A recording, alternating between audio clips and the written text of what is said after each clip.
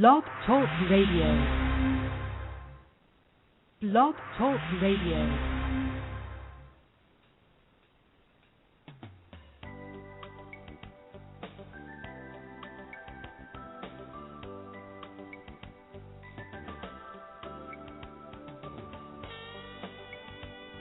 Hi everyone, happy holidays and welcome to a very special edition of Franchise Interviews, where for over 5 years we've been asking the franchipreneurs of one-on-one. I'm your host, Marty McDermott. I'm the president of Franchise Interviews, and we have a great show today. We're meeting with Anthony Russo of the Russos New York Pizzeria and Russo's coal-fired Italian kitchen. And we're going to be speaking to Anthony about both concepts in just a moment on Franchise Interviews. So stick around because we got a great show.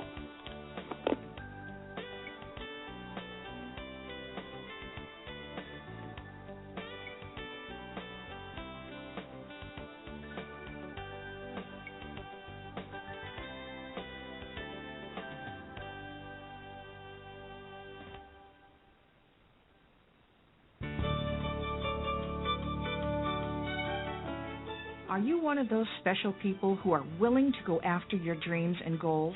Are you ready to fulfill that dream of owning your own business with the security of a proven brand? The opportunity to take control of your future and own a Rita's Italian Ice franchise is within your reach. Rita's is seeking success-oriented individuals who are ready to make a change in their life, and Rita's offers unparalleled training and support to assure your success. And did you know the frozen treat industry is a recession-proof industry, and there are Rita's in 23 states currently with 540 stores open.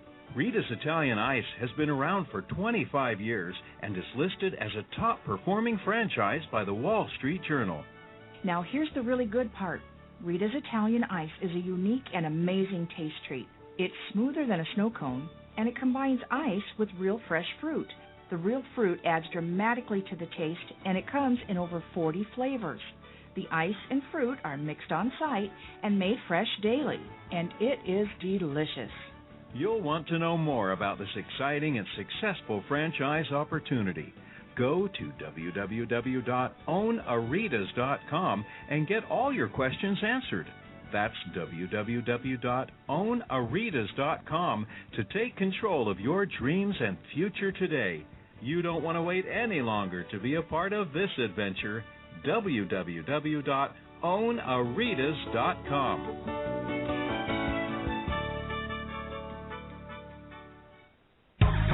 Franchisers, are you looking to reach aspiring entrepreneurs looking to buy a franchise?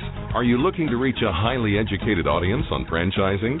For over 6 years, Franchise Interviews has been giving an up-close, behind-the-scenes look at franchising and entrepreneurship through our website, franchiseinterviews.com, where you can hear and read interviews as well as get tips from some of the most successful sources in franchising. Our weekly franchise radio show where each week you get to hear a new interview with franchisers, franchisees, franchise authors, franchise experts, and attorneys, and our podcast, Great Quotes in Franchising. For more information, go to franchiseinterviews.com or call us at 610-905-2919. That's 610-905-2919.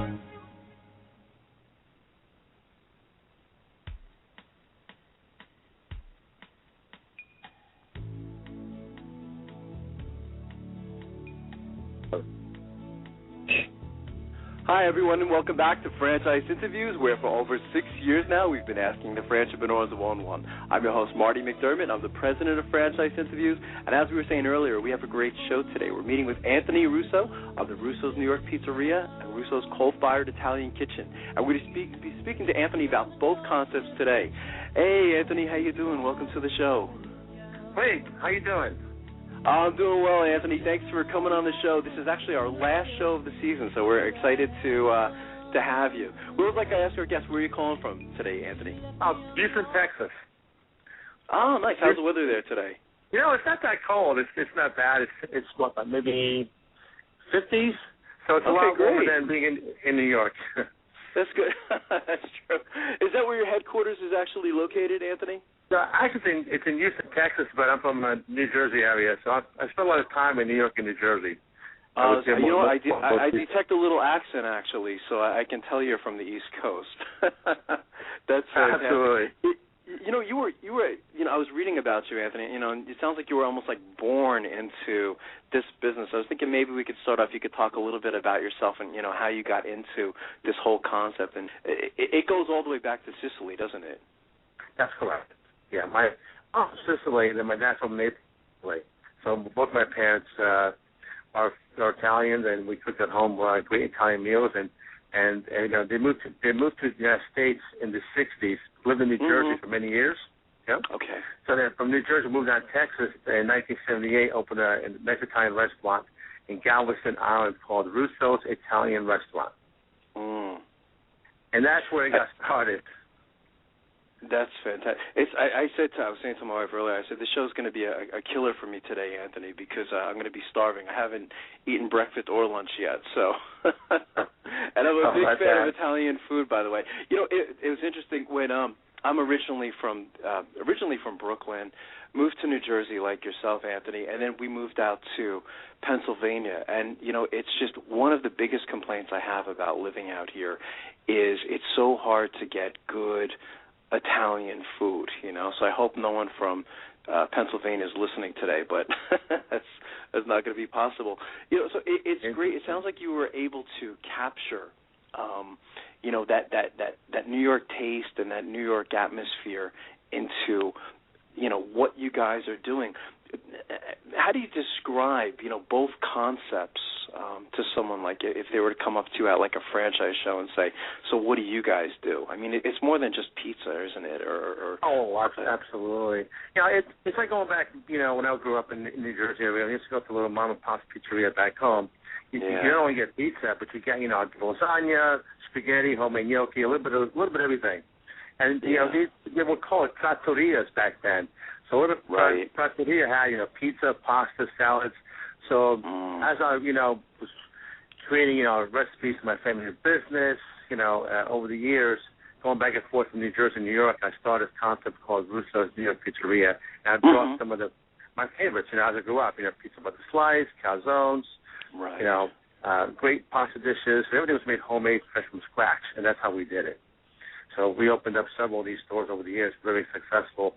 And then because of my background, the culinary background, preparing great upscale Italian cuisine like, the patata, chicken patata, we do some buco specials. At the Russo's Italian restaurant, my dad's place is more upscale.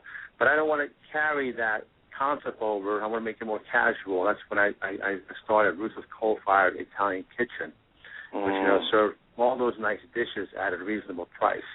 Still maintaining the true family recipes, everything all made from scratch, and selecting the right ingredients, using fresh products, making pizza dough, pizza sauce, salad dressing, all fresh on the premises. So that's Russo's Coal-Fired Italian Kitchen, more of a restaurant, casual setting with a little wine bar. Wow. So pretty neat little concept. Yeah, I was going to say, at what point, Anthony, did you decide to, start franchising? I mean, it must have been, interesting, for your parents, I guess, to, see that, the concept is now being franchised, At what point did you say, okay, this will be our method of expansion? In mid-'90s, I started, my first was in 92. Yeah, 90. Yeah. My dad was old-fashioned, old school. He liked his restaurant. He didn't want to leave his place. He was happy with what he had, but I was more, entrepreneur. I just want to go seeing take, the big picture. Just go, let me try it. So that's what I did. I tried it, yeah. That's fantastic. I mean, both these concepts are pretty big industries. I don't know. I mean, I know the number, is in the billions. Whether we're talking about pizza or anything relating to the restaurant. So I know the industry is huge. Has technology played a role in this business at all, Anthony? I mean, I suspect it's a lot different today, than from I guess when your dad started the whole concept. Oh, yeah, it's a big difference. Yeah, back then we didn't have point-of-sale systems. We didn't have the fancy, inventory control, the management portals, or the point-of-sale system today has. You can log in employees' hours. Back then, everything's all done by hand. Your tickets, your orders, your order slips. You log in employees' hours by hand. All that stuff goes on manually. So today, the point-of-sale system and the order online features too. Now you can order products online. Through your website. That's true. That was unavailable back then. There was no, order online process. So we did our delivery orders, everything by hand, manual written tickets. Well, today it's all automated, which is fantastic. So yeah, it is fantastic.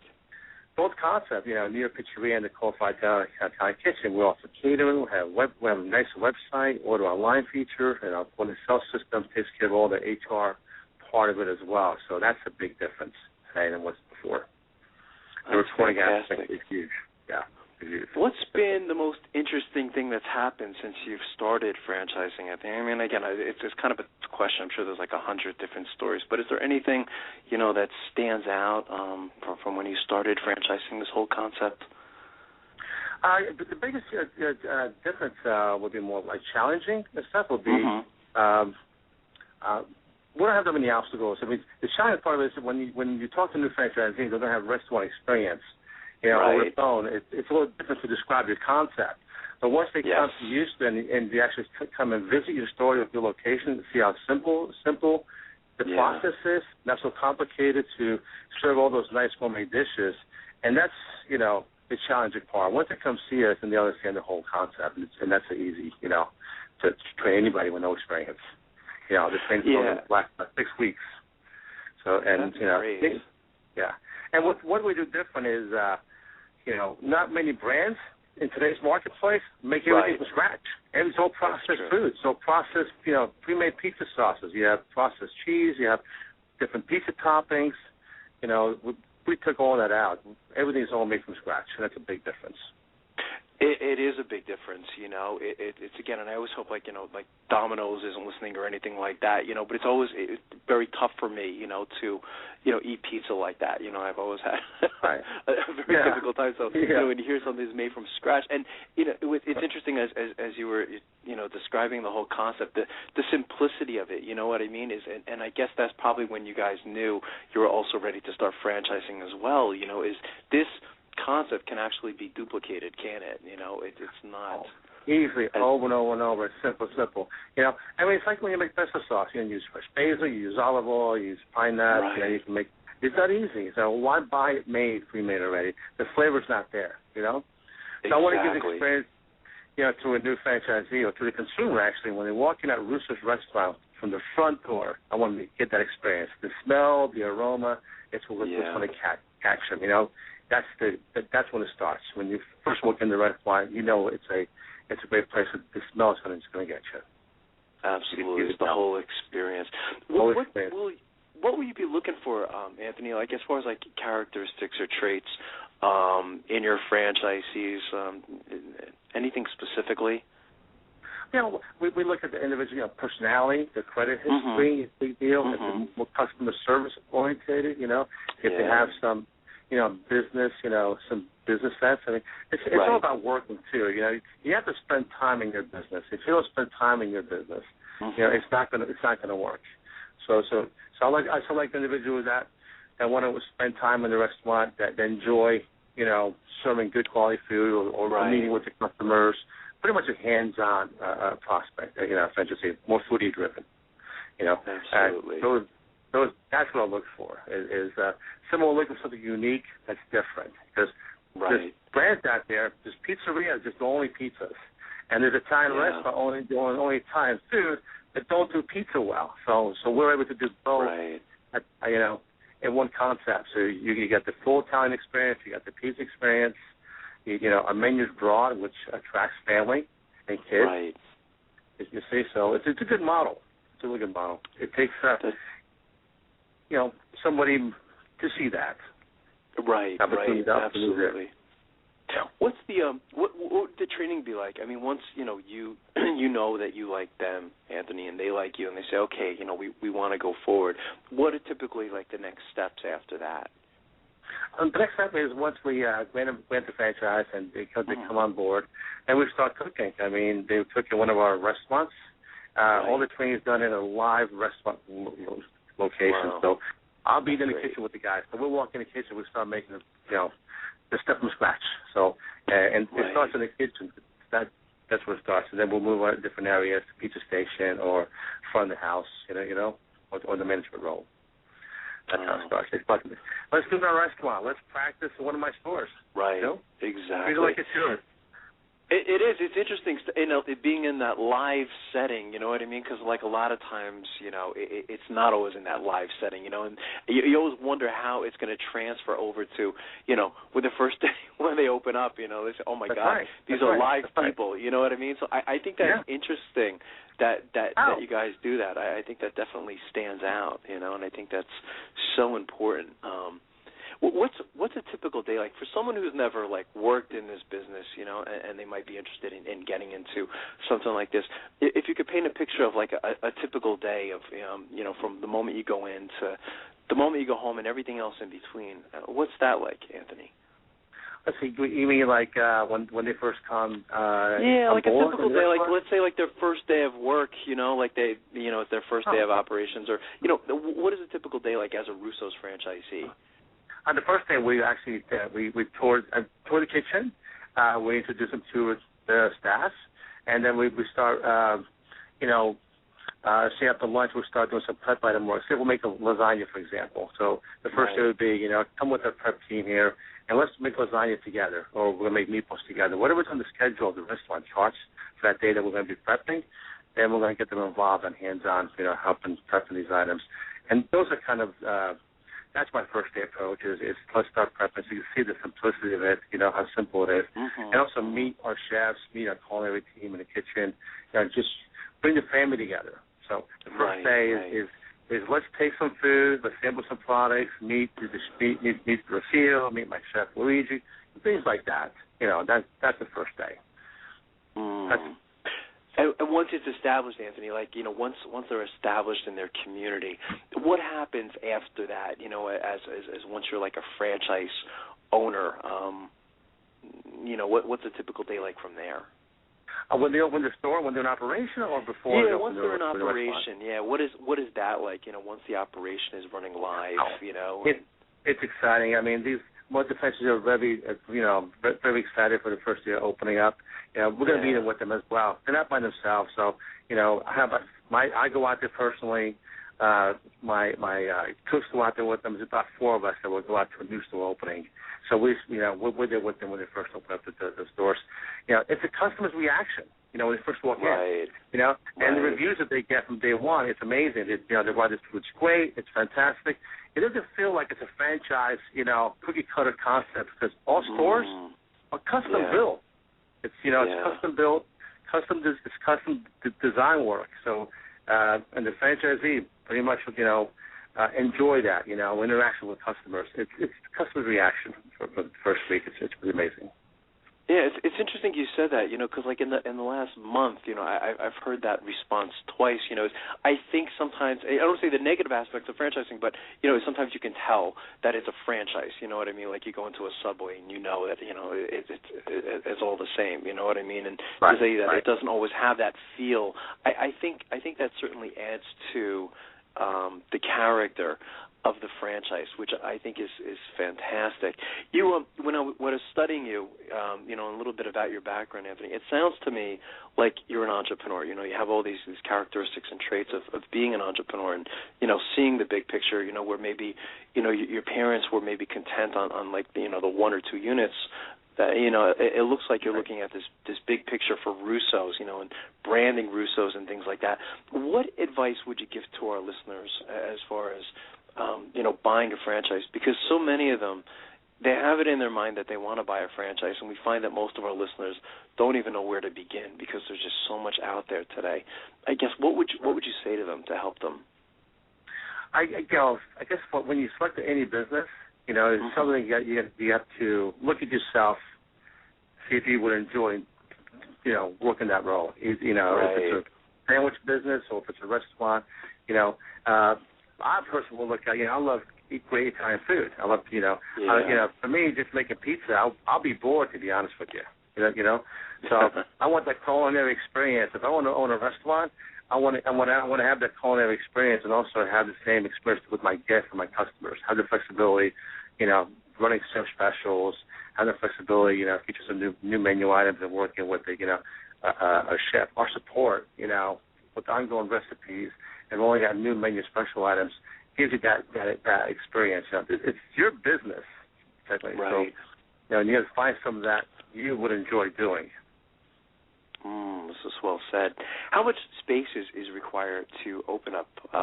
In both cases, is it the same, Anthony, or is the space requirement different for both franchises? And what's the ideal location that you're looking for? Ideal location, I like to go into a shopping center that has either a gourmet grocery store chain or a nice gym lifestyle center or outdoor town centers. Those are the kind of centers that I look for because that draws a lot of consumers in for different things, for shopping and for traffic. And I like end caps. So with the end cap location are the best for me when you go to pre-construction.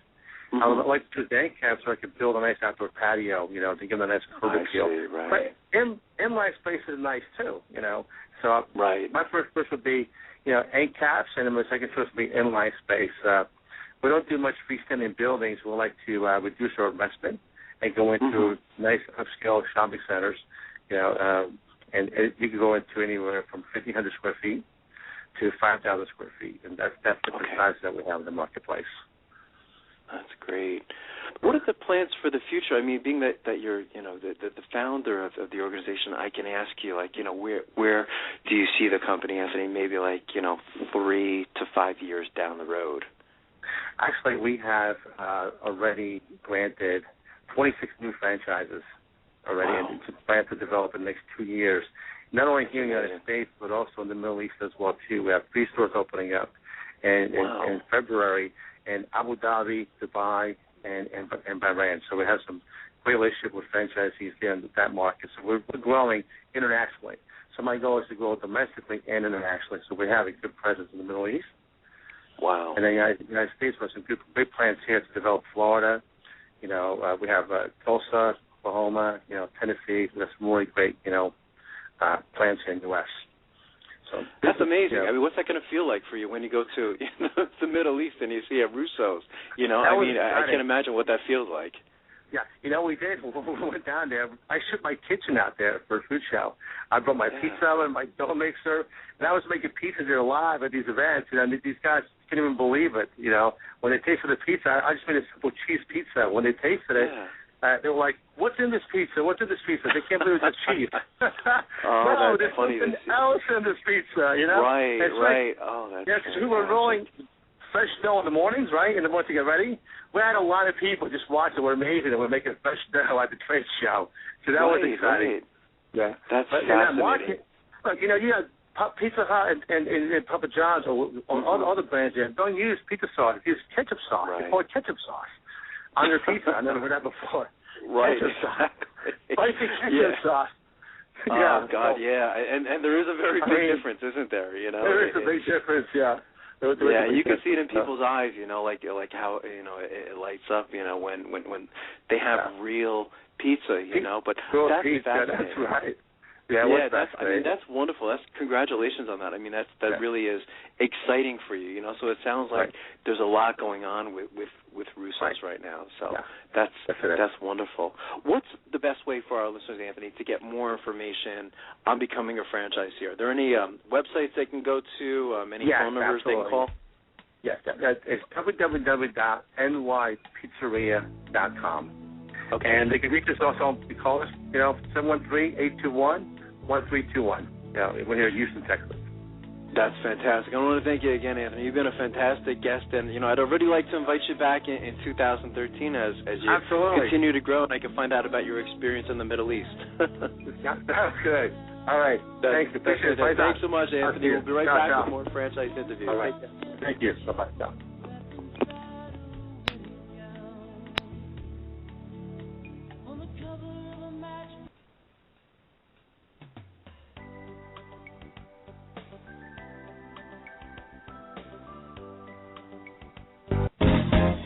Franchise Interviews. For over 6 years, Franchise Interviews has been giving an up-close, behind-the-scenes look at franchising and entrepreneurship through our website, franchiseinterviews.com, where you can hear and read interviews as well as get tips from some of the most successful sources in franchising. Our weekly franchise radio show, where each week you get to hear a new interview with franchisers, franchisees, franchise authors, franchise experts, and attorneys. And don't forget to listen to our podcast, Great Quotes in Franchising. For more information, go to franchiseinterviews.com or call call us at 610-905-2919. That's 610-905-2919. Need a business loan?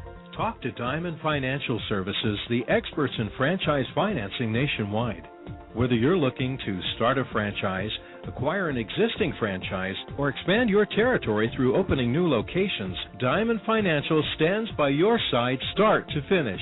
From pre-qualification to packaging and presenting your application to securing a financial commitment and through the loan closing process, Diamond Financial is there. While you're waiting, thousands of others are making their financial dreams come true. Don't wait any longer. Pre-qualify now by completing a confidential, no-obligation financial analysis. Let's face it, traditional banks just aren't in the business of financing small business. At Diamond Financial, we specialize in securing franchise loans from $100,000 to $3 million and equipment leasing up to $150,000. Let us help you get started. Go to www.franchisefunding.net or call 877-508-2274. That's franchisefunding.net, 877-508-2274.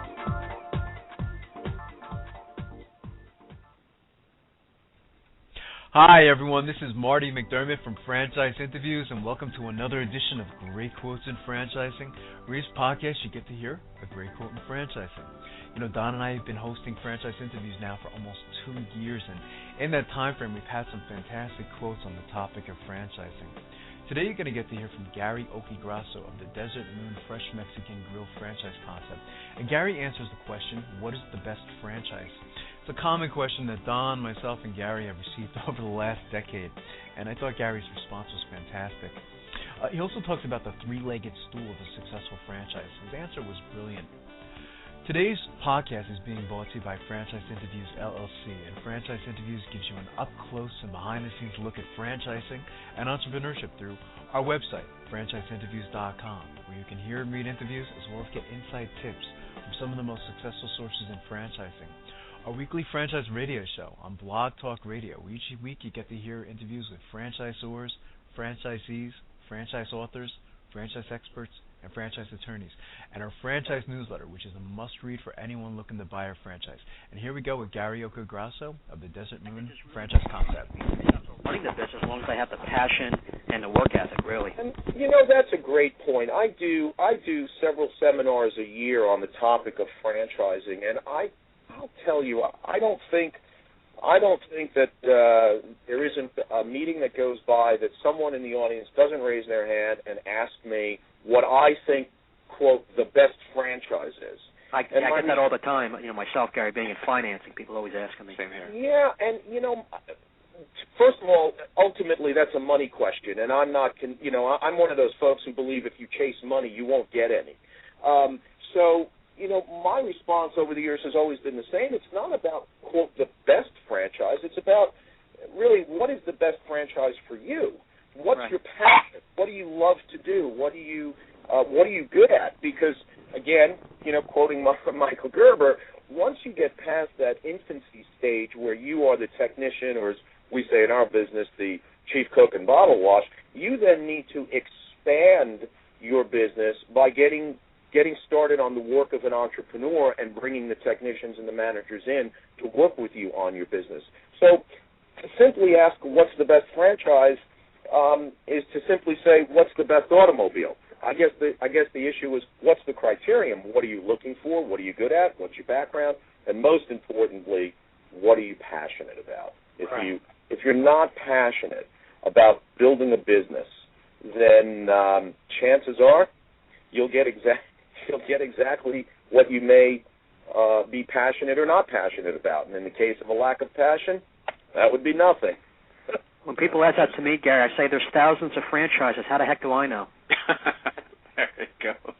Absolutely. It's a very, for experienced franchisees, and I think you alluded earlier in the top of the show regarding some of the work that my friend Dan Rowe at Transmart is doing. there are experienced franchisees, certainly the type that Desert Moon is seeking, who have background in the food industry, who understand the business model of franchising, have an organization, and they take a system like Desert Moon Fresh Mexican Grill, and they plug it into their already existing system. And that's one type of franchisee. And then you have another type of franchisee who is the first-time business owner, the entrepreneur, the person who is dreaming of operating their own business and developing a business, whose approach is extremely different. Their approach is much more from a technical aspect, much more local. In the beginning, many of them work, 70, 80, 90, 100 hours a week. Essentially, they buy themselves a job. And I don't mean that in a negative way, because in the beginning, for the first-time business owner, if they're involved in a business that they're unfamiliar with, that's a great way to learn the business. And then they develop from there. So there are different types of franchisees as well as different types of franchise companies and business models. So I'm convinced there's a good fit for everyone and anyone out there who wants to pursue the use of franchising as a development tool for themselves, either as a franchisee or a small business owner that wants to duplicate their business but doesn't want to open up a bunch of company stores. They want to use franchising as a tool. There are plenty of opportunities out there. It sounds like Desert Moon will go in either direction in getting a new franchisee, either that already existing business owner experience or the first-time owner, right? Absolutely. We obviously are cautious about who we bring in as franchisees. If you look at what I refer to as the three-legged stool of a successful franchise operation, the three legs are the concept, the operator, and the location. The first piece, the concept, I'm confident regarding Desert Moon Fresh Mexican Grill because we're a 16, 17-year-old company with a long operating history of success. Right. Location is something that is always up for grabs with potential franchisees because it's elusive in the sense that you need to understand what makes your operation work. So locations look different to different types of operation. But the other piece, the operator, who is the franchisee, that's key. Even in a great location with a great concept, the wrong franchisee could fail. Because the franchisee is the pulse, is the heart of the business. The concept may be the brains, the location may be the legs, if you will, how it stands, but the franchisee is the heart of the business. And what the franchisee takes to the business really will set the tone. That's interesting. So we're very careful about franchisees, whether they're experienced or first-time business owners. That's interesting. What do you look for in a... Thanks, everyone, for listening, and we'll see you again soon with another edition of Great Quotes in Franchising, brought to you by Franchise Interviews. Take care.